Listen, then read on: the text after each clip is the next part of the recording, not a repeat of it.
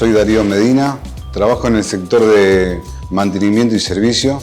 En el 2017 empezamos las obras de Terragene acá en planta con la potencia de 2 ternas y con todo el circuito de oficinas y laboratorios. Cuando se termina la obra de Terragene me llaman de nuevo para hacer lo que es mantenimiento y para ir modificando algunos tableros que quedaron secundarios.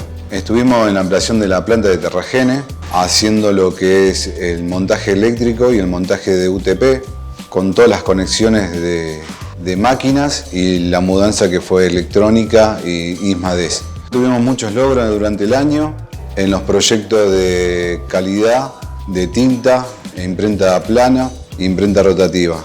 Hicimos los montajes de toda la parte eléctrica, aire y agua.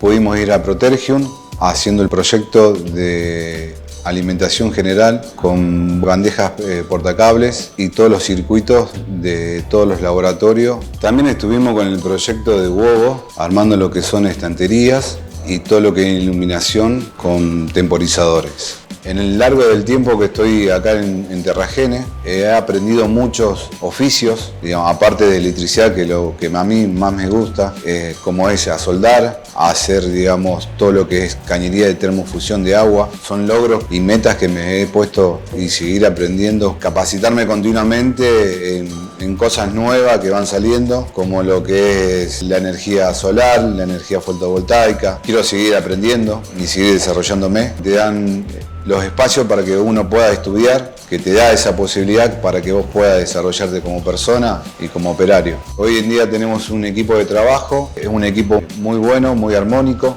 Tratamos de ayudarnos entre nosotros y si uno sabe un poco más, le ayuda al compañero para que puedan, digamos, ir todo en conjunto. Este es un grupo de trabajo y tenemos que ir todo para adelante.